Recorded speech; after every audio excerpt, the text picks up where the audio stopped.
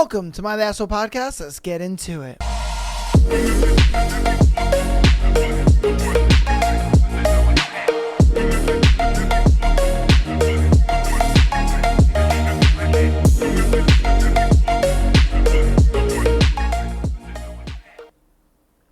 Welcome to my The Asshole Podcast. Let's get on into today's Tuesday episode.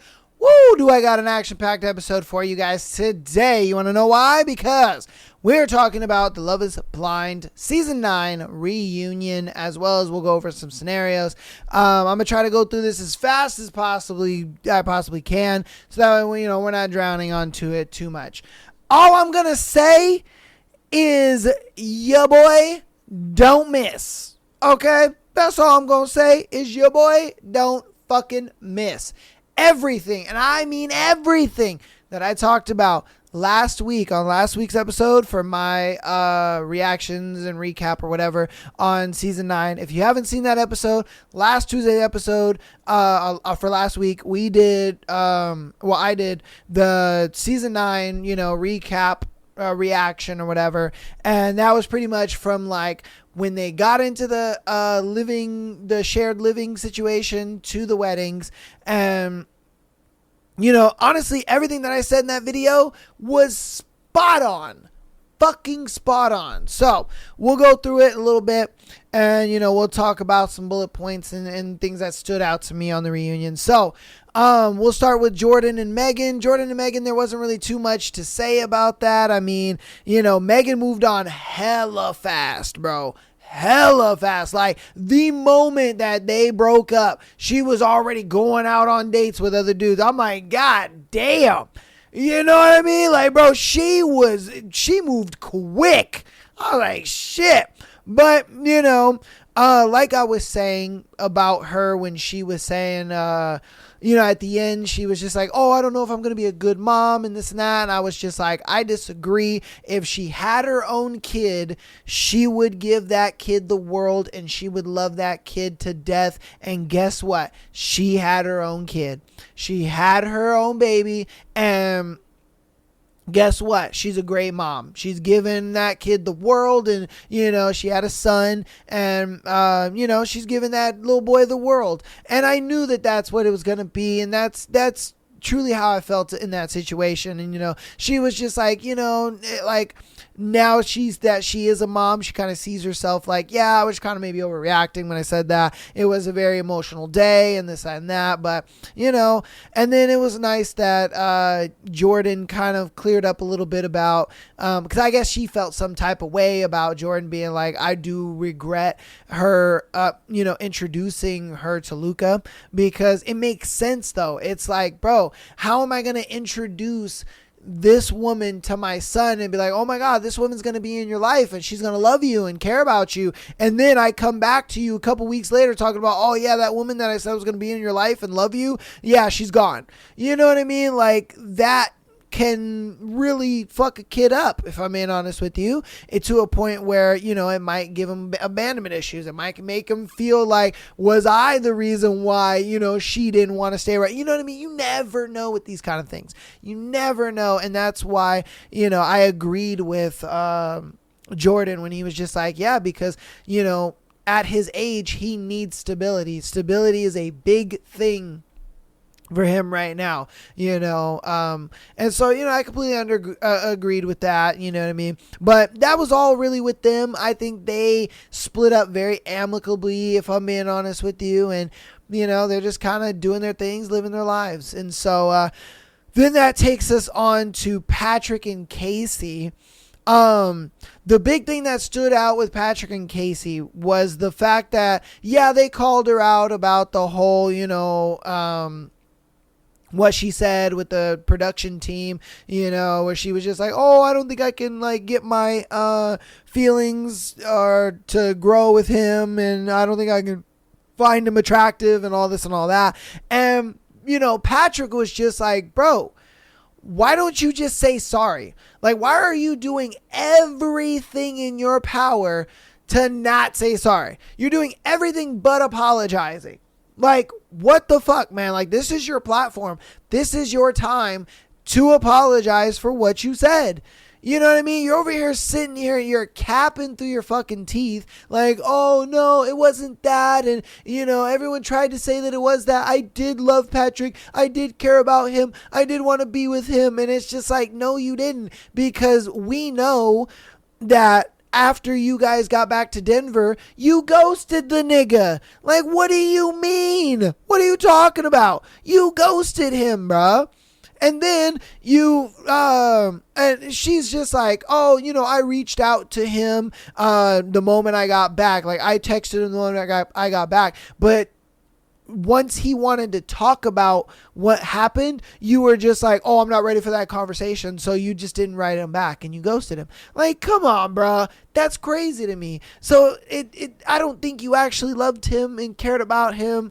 And if I'm being honest with you, she was kind of getting exposed left and right. You know what I mean? For just being a little dude hopper and being a hoe. I ain't gonna lie.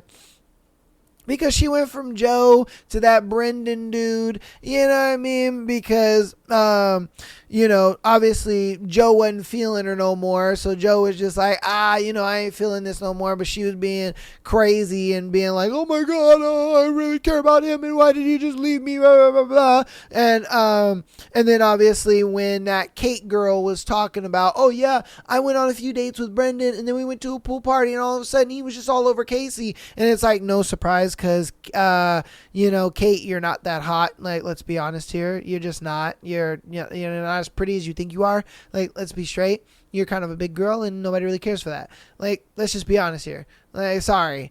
You know what I mean? Like, if they had to choose between Kate and Casey, yeah, they're going to choose Casey. You know what I mean? Like, come on, bro. Let's just be honest here. But, Casey was being a little hoe and she's being a little dude hopper. You know what I mean? If I'm being honest with you. She belongs to the street. I ain't going to cap, But yeah, so, once she finally apologized, they were able to finally, get on the same, same track here. And everything was good and everything was squashed. And obviously they played that little shitty basketball game. I don't know why that was down there. And then we get into Joe and Madison. They did not grill Joe the way I wanted him to get fucking grilled. And I'm so pissed off at that. And I think it's a simple thing of Madison is still into Joe, if I'm being straight. I won't lie to you. I do think that she's still got a thing for him. And it was made apparent to me when she was just like, oh, you walked me to my car and then we made out. Because Joe was on his high horse. I ain't gonna lie to you. Man, Joe was swinging his penis. I won't lie to you. He was sitting there and he was just like, oh, yeah, it's just one of those things where it's just like, we just fought and fuck, we're that couple. Yeah. The sex was great. We fucked. It was great. Dude, it was just on his fucking high horse. It was crazy. And I'm just like, this man can't be stopped. Like, what the fuck, And then obviously the bullshit with Casey where they were just like, oh, so we heard you were dating somebody, and Casey's just like, oh, well, yeah, it was just this guy, it was just a dude. And they're like, oh, is he here right now? And she's like, oh, well, yeah, I guess so. Like, bro, we already knew it was Joe. You know what I mean? Like, we already knew it was him. And we knew it because Madison went onto a podcast and spilled the whole beans about it, that after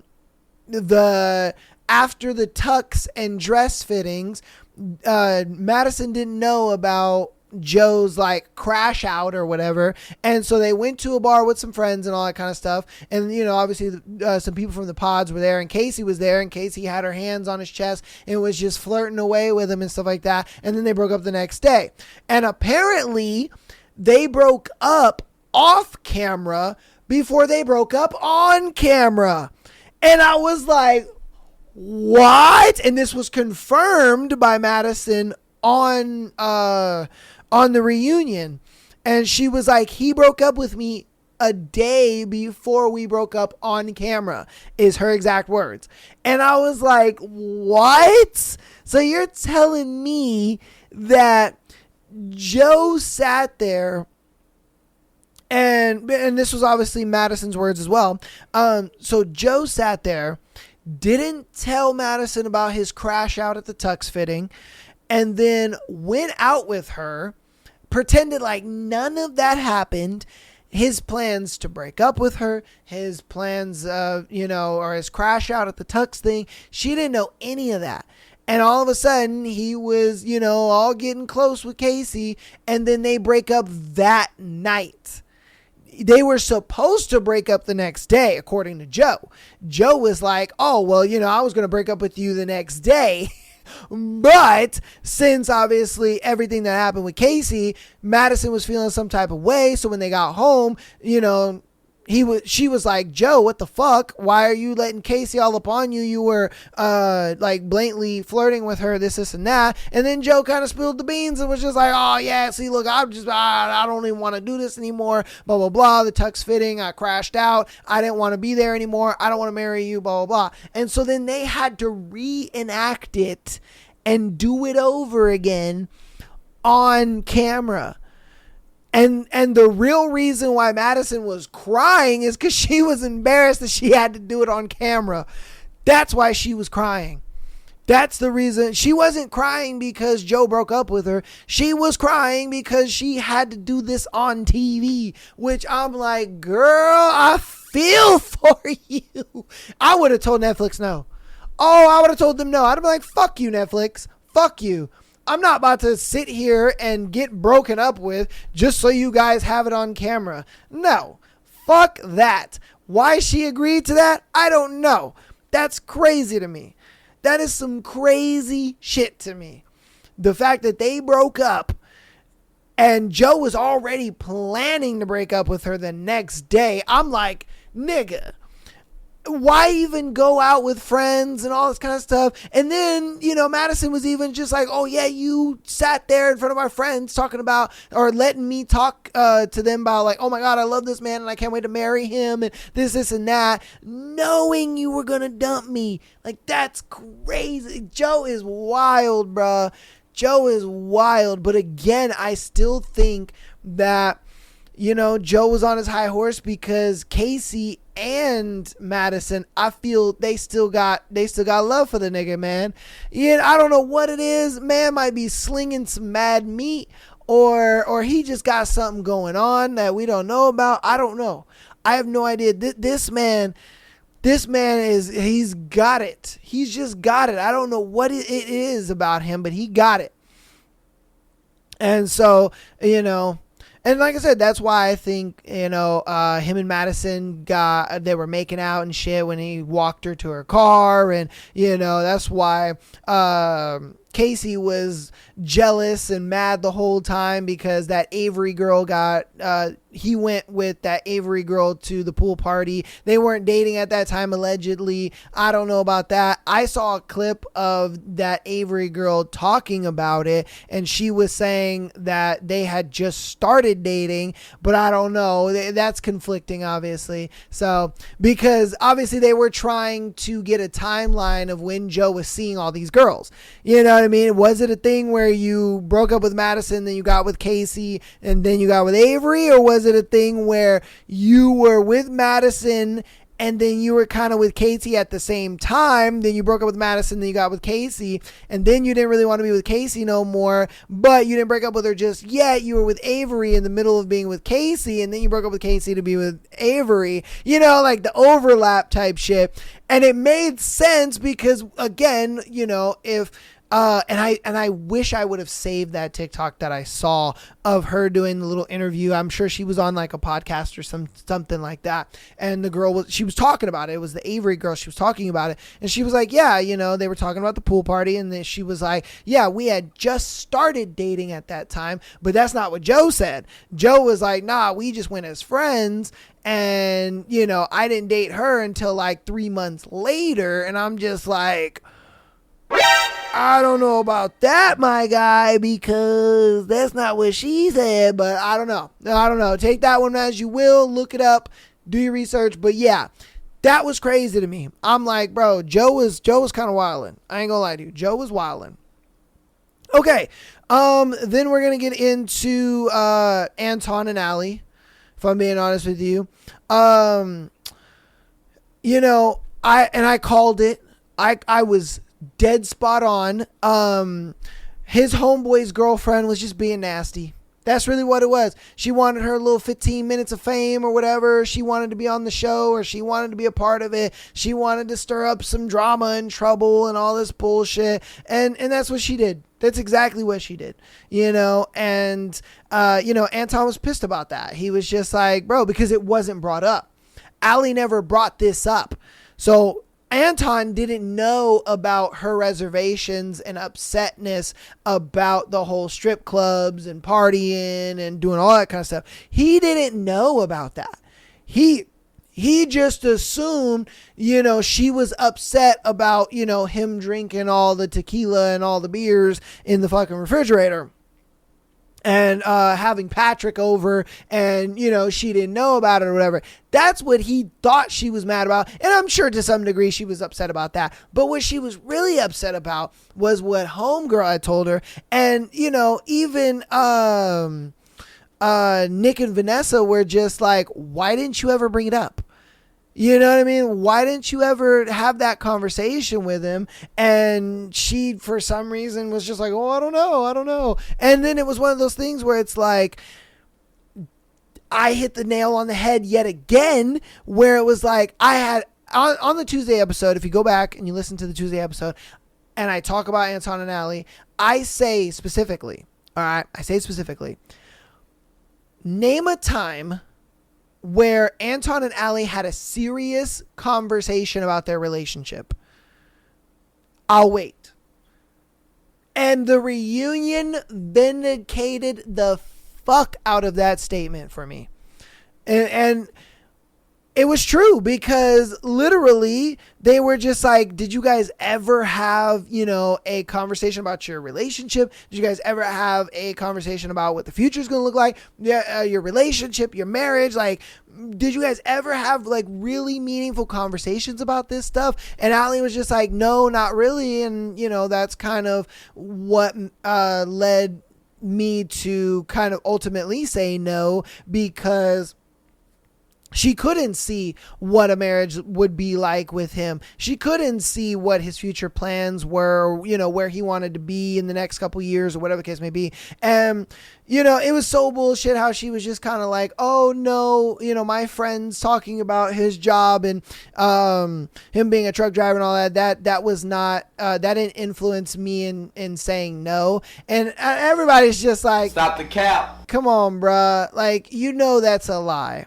Like, of course, it wasn't the main reason. It wasn't the main reason she said no at the altar, but it was a reason.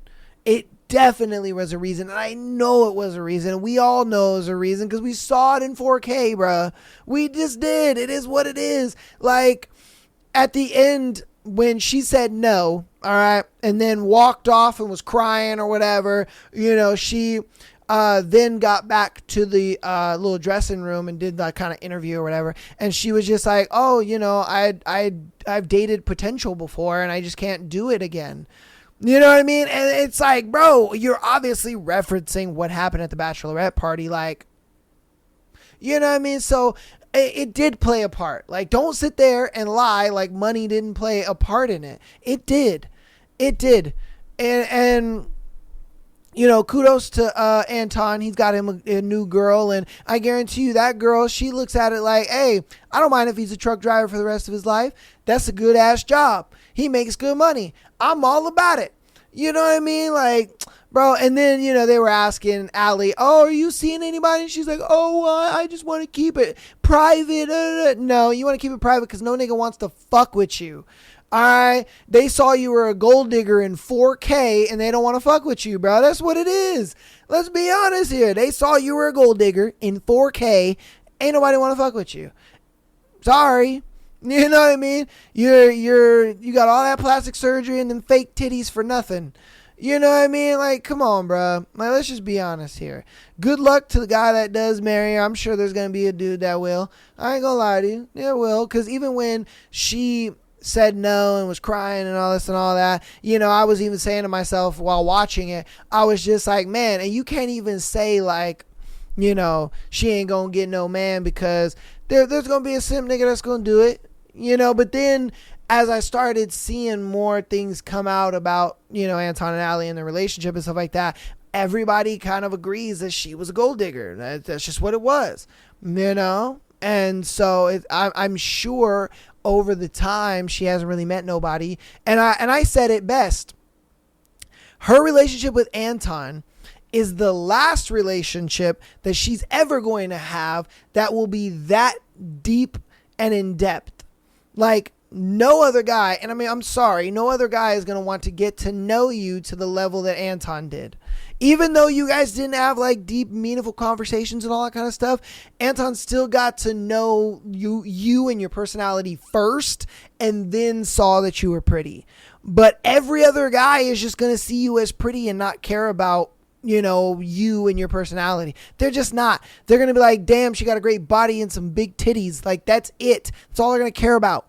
If I'm being 1000% with you. And if I'm being honest with you, her answer to that question of, are you seeing anybody? It proves it. It does. It proves it. Because I guarantee you, all the guys that she's been interested in, I guarantee you, none of them, and I mean none of them, got to know her personality or her the way that Anton did. And that's probably the reason why none of those relationships worked out, because a lot of these guys look at her like, she a gold digger, I'm just trying to fuck anyway, I don't really care. But for her, she looks at it like, well, I want to have a guy to get to know me and my personality first, and then, the looks and all that kind of stuff come later. But she's just not going to get that. She's just not. And it is what it is. Okay, on to Nick and Allie. This is where that fucking Kate bitch comes in. Nick, you're a bitch, bro. You're a bitch. You did not need to apologize to that Kate bitch again. You apologized to that bitch twice already. All right? This is what I would have done if I was Nick. I would have just been like, you know what, Kate? I'm done apologizing to you. I'm done apologizing to you. I've already apologized to you twice, and you just think that I'm cold and calculated and that I have these ulterior motives, and you just don't want to accept my apology. It is what it is. You don't want to accept my apology? Cool. That's totally fine. But I'm done apologizing to you. All right? Because obviously you don't care. You're never going to accept my apology. You don't care about me. You don't care about anybody else but yourself, and that's fine. It is what it is. You're mad because I didn't choose you. You're mad because you thought you were going to get chosen, then you didn't. You know what I mean? And then you expect Annie to be on your side, and she's not even on your side. Because then she comes in, and she's just like, oh, well, actually, I agree with Nick, because I had two relationships where, they were hot and they were heavy and everything comes at you all at once, and you're in this pod, you're in this experiment, it's only 10 weeks, and you're connecting with these people on such an intimate level. Of course you're going to say, I love you, and I would argue, Megan did the same thing. Megan did the exact same thing. Megan told that other dude, I can't remember his name right now, Mike, told Mike that, hey, I'm in it with you. I'm locked in with you. I want to be with you. Go back in the pods. Watch that shit. Guarantee you. But yeah, she said, I'm locked in with you. And then she turned around, went with Jordan. So was Megan being, manipulative? Was she being, performative? Was she doing, you know what I mean? Was she being cold and calculated? I don't think so. I think it was a simple thing where she had a lot of feelings for this Mike dude, but she knew this is normally what I go for, and they don't work out. Jordan is a great guy, and I have all these feelings for him. Let's make, Jordan work out, and let's see where this goes. And that's all Nick did. Nick looked at it like, Kate is great, and she's amazing, but, and I do love her. I think that Nick actually did love Kate. And when he said it, he did mean it, but it was a simple thing of like, then he got into the pods with Annie and was just like, dude, my connection with Annie is literally just that step I need to take it further. Annie was the 51 while Kate was the 49. But see, she can't get past her own little hubris for some reason because she thinks she's so hot and this and that. And it's like, bitch, you're not as hot as you think you are. That's why you're single as a Pringle and ain't nobody trying to fuck with you in your shitty ass hubris. Let's be honest here. All right? That's just what it is. So, again, that's why I kind of think it's one of those things where it's just like, for her, I wouldn't have apologized to her. I wouldn't have. I'd have just been like, bro, I get it.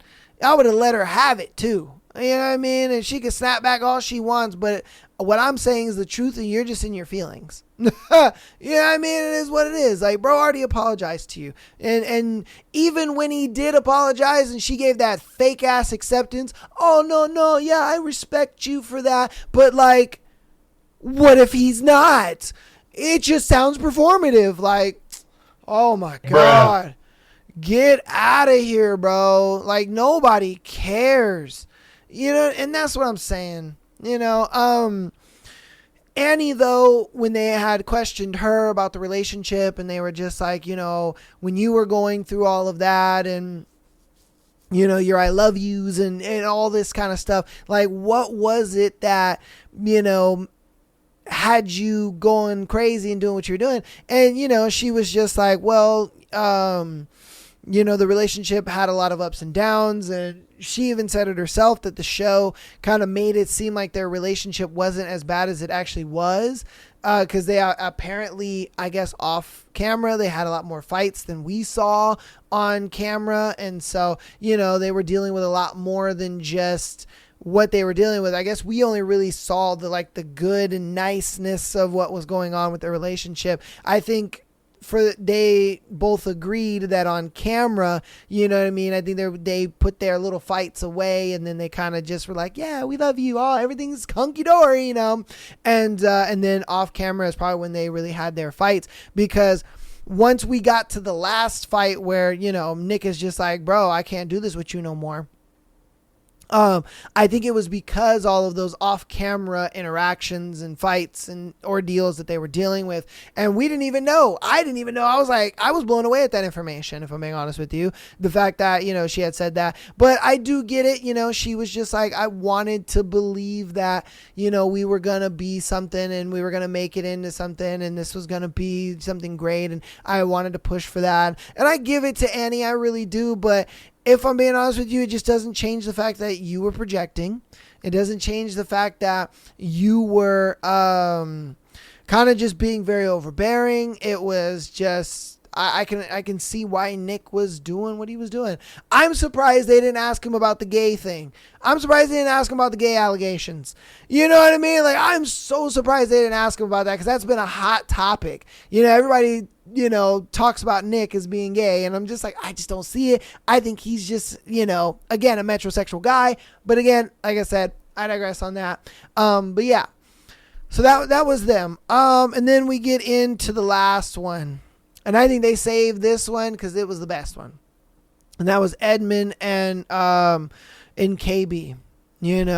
And at the end of the episode that we did on Tuesday last week, I was saying I don't know why KB stayed, because she knew that she didn't want to marry this nigga after Mexico. All right. And she kind of confirmed that, kind of didn't. Okay. And the way she kind of confirmed it was the fact that she was already very irritated from, these are her words, obviously I'm paraphrasing, but these are her words. She said she was already irritated with him about stuff that happened in Mexico, and she was trying to talk to him about it in the car, and he didn't want to talk to her about it, or he wasn't being receptive, because she was like, oh, I don't like it when you cry. And so then, that's when she was like, oh, instead of crying, he became kind of a butthole. And so, and then he's like, oh, KB, I don't remember that. And he's just like, bro, we were in the same car, were we not? So that confirmed it for me, that the fact that after Mexico, she already knew she wasn't going to marry that man. She already knew. That confirmed it for me. That story right there, obviously we didn't see it on camera, but the fact that she was sharing that story, it told me, yes, it confirmed exactly what I was saying, that after Mexico, she did not want to marry him. Why she stayed, though, I ain't gonna lie to you. KB, you a queen. I ain't gonna cap. You a queen for that one. She looked at it like, yeah, I may feel that way now, to where I'm like, I don't want to marry this man, but I got into this commitment and I want to see it through, because he could, in these next few weeks, prove to me that he can be the husband that I'm looking for. You know what I mean? And I look at that and I think to myself, dang, that's very admirable of her. She didn't just give up because shit got hard or she didn't like what she saw.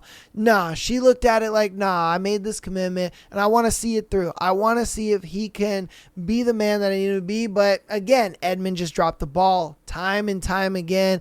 And, you know, again, it really speaks to what I was saying about Edmund, where he lacks empathy. He just doesn't have it. And I get it. It's because of his upbringing. You know, he was in the foster care system, moved around all the time, went from family to family. He didn't really have family like that. He was always looking over his shoulder. You know, his whole childhood life, he was only looking out for him. So he didn't really have time to, you know, understand other people's emotions and you know, feel what other people are feeling and stuff like that. He was too busy surviving and doing his thing and doing what he had to do. And I give it to him, but it's like, bro, you're an adult now and you kind of need to start figuring out these emotions and understanding these emotions, or else you're really not going to be with any woman. I laughed extremely hard when that nigga was rubbing his eyebrows, though. He was just like, KB. I was like, this nigga's stupid, bro. He was just like, KB. Oh. I'm like, what is he doing? That nigga's crazy, bro. Oh my God. And that's what I mean when I say I have that love-hate relationship for him. Because sometimes he be doing some shit and you just be like, bro, what are you doing? And then he be doing, and then he'll do some shit like that, and it's just funny. Oh man, that nigga's stupid. But again, like I said, when he was having those conversations, you could tell he, even in that moment, you know, a year and a half later, after everything is, you know, been done, he got to watch it back, all that kind of stuff. He still lacks empathy. He still lacks that empathy, and I think he still lacks it really hard, you know, and that's just something he's going to have to work on. And I think that's the only thing he really has to work on, because if he does work on that, you know, he will be able to correct other little behaviors that he did, you know, with KB and stuff like that. And I give it to him. You know, I understand he's that type of guy where he's just like, oh, you know, I just want to make sure I don't ever do it again. And if I do something wrong, I don't ever want to do that again to you and this and that, blah, blah. And, you know, he comes from a great place, you know, and that's why I don't have anything really bad to say about Edmund. I you know, he comes from a great place. And, you know, when he was just like, if it wasn't for this experiment, I wouldn't ever find a girl like you. And I was just like, oh, bruh. That one touched my heart. I ain't gonna lie to you. That one touched my heart. I was like, dang, bro. Because I know how it is, you know what I mean?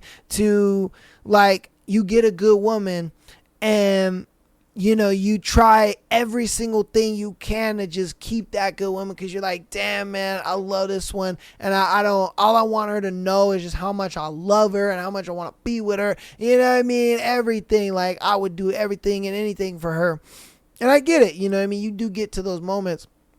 But at the same time, it's just when she needed him most, that's just where it was. He couldn't step up to the plate. And I called it. You know what I mean? I called it. I knew that's what was going down, and I knew that's what it was the entire time. Hit the nail on the head, like I said, with every single one of these goddamn couples. And the reunion just vindicated everything. So that's it. That's the reunion. You know, a bit of my thoughts, recapping, all that good stuff. Again, if I'm being honest with you, the reunion was a little lackluster. I ain't gonna lie to you. I think it was one of those things because I was able to kind of just break it all down and easily see everything that was going on, before it really even happened. That's why last week's episode, honestly, I didn't really have to do the recap of the reunion. I tried to live stream it and react to it live, just that way I wouldn't have to do this on the Tuesday, but obviously it didn't work. So, that didn't work. Oh well, it is what it is. But yeah, man, that's that. So, again, you guys let me know what you think about, season 9, the reunion, the episodes, all that kind of stuff. Get down there in the comments, have a conversation with your boy, all that good stuff. Cause yeah, like I said, I think it was it wasn't as juicy as other reunions, you know what I mean? I wish they got on Joe's head a little more, but it is what it is, man. You know what I mean? This obviously was shot a long time ago. This was shot in the beginning of 2024. So, you know what I mean? This is like damn near a year and a half or so ago. So a lot of things, you know what I mean? I'm sure were misconstrued, wires were crossed, stories were changed. Shit like that. So, you know what I mean? They can't remember everything. But that is that. Again, let me know what you think and all your opinions and all that good stuff. We're going to hop through announcements and then we'll get into some scenarios. We got some time for some scenarios. So patreon.com/Am I the Asshole podcast. Get an exclusive episode every single Friday. As well as being able to send in your scenario to be featured on the Tuesday and Sunday show. All right. So, Patreon members and audio listeners and all that. If you guys want to get a part of the Patreon and you don't necessarily want to watch or listen to the episodes on Patreon, don't worry. As long as you are a 7-day free trial member or a full paid member of Patreon, you can listen to our entire Patreon discography all on Spotify, ready for you to go. There is a separate link in the description of every single episode. There is a link in there. It'll say Patreon Spotify link. You click that, and as long as you're a 7-day free trial member or you are a 7-day free trial member or you're a full paid member, then you have access to those episodes. All right. So that is dope. I do hope that, you guys come on in here and hang out and all that good stuff. Audio listeners, thank you guys for so much support, man. You guys have been killing it. Absolutely killing it. This month is our second highest download month of the entire year, which has been insanity. You guys are killing it. You're killing it, man. So thank you so much for all the support. Please keep coming back every week and downloading the episodes. Thank you, and rating us 5 stars on your preferred platform. And you know what's great about that is it's absolutely free, and it helps out the show tremendously. And if you want to help out even more on the free 99 side of things, follow us on Instagram, TikTok, as well as subscribing on YouTube, because subscribing on YouTube and following us on TikTok, you can also catch our live streams. We live stream every Friday, Sunday, and Monday. Last Friday we did Hunting the Hunter. We started a new book, so we're pretty much going to be doing 3 books, so that's going to be crazy. This week we'll probably continue it on Sunday, not Friday. I did it on Friday just because the book released, and I wanted to do it on Halloween and all that kind of stuff, so that's why we did it on Friday last week, but we're going to be continuing it on Sunday for this week, so keep an eye out for that. But we also, play some horror games. We have a good time. I try to make the streams as interactive as possible. We were playing one game where, the chat can influence the monster chasing me and all that kind of stuff. It's a lot of fun, man. Come out, hang out with us, talk to you, boy, ask me whatever. I'm a pretty open book guy. So yeah, come out, hang out. We live stream on Twitch, Kick, Instagram. I'm sorry, not Instagram. Twitch, Kick, TikTok, YouTube, and I try to be everywhere for you guys, wherever you guys like to get your live streams. Okay. But that's going to be it for the announcements. Let's get right on into our first scenario. All right. So our first scenario is: girlfriend of 5 years cheated on me. Damn. After 5 years together, my girlfriend cheated on me with a colleague. When I confronted her, she confessed she was already planning to leave me by the end of her internship because she was unsure about our future. Incredibly, she told me about that I should be glad it only happened once and that she never went back to him. Wait, what? Hearing her justification left me speechless and numb. I decided to end things and cut off all contact. As soon as I did, she broke down crying, pleading for one last chance and promising to pull all her effort into our relationship. However, I'm not convinced. Since her confession, my mental health has deteriorated. I cannot sleep properly, and when I do, I sleep for 12 to 14 hours straight just to avoid waking up. I've lost my appetite and am unable to focus on my studies. For these reasons, I have decided to sever all communication permanently. If she could not only cheat, but also have the audacity to justify it that way, then in my opinion, there is nothing left to save. Oh, man. And we get a lot of these guys on the show. We really do. We get a lot of these dudes. And look, I'm going to say the same thing I've always said, my guy. What you did was great. You know what I mean? But now what you need to do is you need to start working on yourself. Stop sulking. Stop whining and crying and focus on what's important to you. Start building your life. Start the life of you. You know what I mean? Because don't get me wrong, when you're in a relationship, you know, you kind of gear your life a little towards your partner. You try to make sure that, you know, you guys' life align and stuff like that. And look, I get that 1000%. But you have to understand, you're at a point now in your life where you are single. You don't have to worry about her anymore. Fuck her, if I'm being honest with you. That's some bullshit. The fact that she's trying to justify the fact that, oh, just be lucky that I only fucked him one time because I could have fucked him like 8 other times. So just be glad I only, fucked with him one time. That's crazy to me. Once is too many. You know what I mean? Like, what the fuck are you talking about, bitch? Once is too many. And then you have the audacity to cry and want me to take you back. If the roles were reversed, you wouldn't take me back. If I sat there and told you, oh yeah, I fucked this girl, be lucky I just fucked this girl one time and I could have fucked her like 8 other times, you wouldn't take him back. The fuck are you talking about? So why would you expect him to take you back? Stupid. Retarded. So like I said, I'm glad you did what you did. But like I said, you need to stop sulking and crying and whining and all that kind of shit. And you need to start, working on you. Because you need distractions. That's what it comes down to.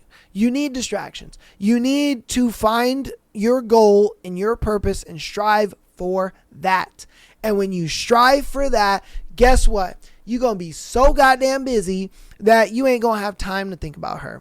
Work extra hours, pick up extra days at work, get in the gym. If you don't do the gym, then, go on hikes. You know what I mean? Do things. You know what I mean? Like, or find a hobby, find something you love, whatever. Just occupy your time.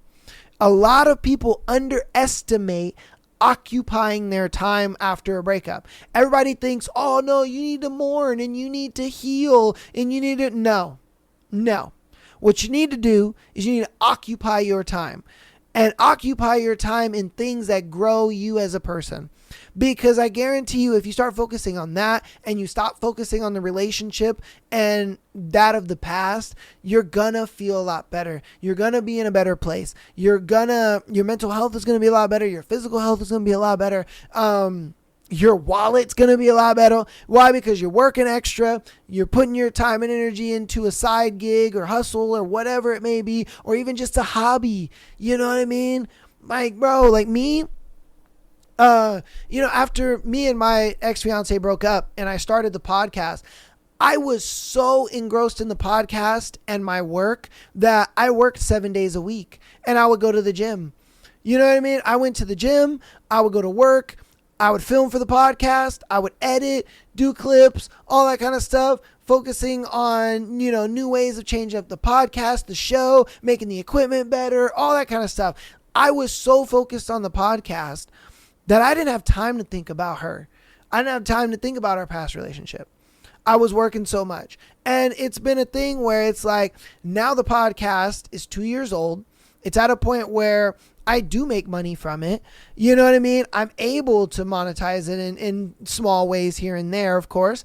But it is one of those things where it's just like, you got to understand that when you put your time into something, you just don't have time to think about or be sad. You just don't. You're just so go, go, go. And what's great about it is all this go, go, go. It makes you, when you lay down and you finally have that breather or that day off or whatever, all you're thinking about is just, dang, man, like me, for instance. When there were times when I wasn't doing the podcast, I wasn't working, or I wasn't going to the gym, and say I was just relaxing at home, it was never a thing where I'm like, oh man, now I have this time to sit here and think about my ex and all this stuff. No, honestly, I was thinking about the podcast, and I was thinking like, man, what else can I do to make the show better? What else can I do to change things up? And that's when I came up with live streaming. And then all this money I had been saving up, I was like, let me put it into something. So that's what I did. You know what I mean? I put all my money and my time and my research into, the live streaming and, getting it good for you guys and being able to, let you guys have gambling and, text to speech and all kinds of cool stuff. You know what I mean? I really put all my time and effort into that. Again, that's just how your mind is going to start running, because it's exactly what happened to me. I was distraught. That was a 5-year relationship. I was going to marry that woman, and, she left. That destroys men, but I didn't let it destroy me. I said, you know what? I'm going to channel this into something, productive. I'm going to get in the gym. I'm going to fucking start the podcast, be consistent with it. I'm going to pick up extra hours at work and just be working constantly, and that's just what it was. I was never home, and when I was home, I was working and doing the podcast. I'm just saying, that's the type of mindset you need to put yourself in. A lot of these dudes, man, they sit there and they just sulk over these women that really don't care for them. And it's crazy to me. It's like, bro, if she cared about you, she wouldn't have fucked, Billy over there at work. She wouldn't have done it. She don't care about you. Move on, bro. Move on. You know what I mean? Because that's how I looked at it. I looked at it like, bro, we're about to get married. And if you're going to leave me before we're about to get married, well, that just shows me you don't care about me. So I'm not about to sit here and be sulking over a girl that don't give a fuck about me. Let's just be honest here. You know what I mean? I'm going to start something and make something of myself. And that's what I did. And that's what I think guys need to start doing, man. Please put your time into something. All right? Okay. You guys let me know what you think about that one in the comments. We're going to get on to our next one. Am I the asshole for rejecting my husband's attempts to spice up our bedroom life? Oh. Okay, I, 32 female, I've been married to my husband, 33 male, for 3 years, together for 5. This is, okay. Our second son is about to be 1, and we've been having intimacy issues on and off since he was born. After our first son was born, we also had issues around the time he was 5 to 6 months old, but we were able to solve it with communication. The TLDR is that he felt like I didn't want intimacy enough, and he interpreted that to mean I wasn't attracted to him, and he got insecure. I informed him that I pushed a baby out less than 6 months prior and was still healing, as well as raising a baby, which is time consuming and exhausting, and that it had nothing to do with him, but that I would try to make him feel more wanted and remember to show him affection too. Yeah, girl, I mean, you could throw that man a BJ every once in a while. Like, come on now. Just because the coochie is under construction don't mean that mouth ain't ready to go. Come on now. Throw your man a couple BJs and he'll be alright. Yeah, guy, come on, man. Shit. That ended up working and we were fine. Flash forward to our second being born, and around that same time, actually maybe even more like 3 to 4 months, the same issue arose. I reminded him yet again that it had nothing to do with him and to allow me time to adjust. I also went back to work full time, so I added that to my plate on top of everything else, and that worked for a few weeks, but the issue came up again. and talked it over again. And I told him that I have tried multiple different ways to show him affection that aren't necessarily intimacy, holding hands, cuddling more, complimenting him, because that's not what he wants. He wants sex. He wants you to drain his nutsack. Like, what are we talking about, girl? Look, I get it. You feel like the intimacy is just holding hands and cuddling and being... Nah, bro. Intimacy for a man is draining his fucking nutsack. Like, what are you doing? Put your mouth on it.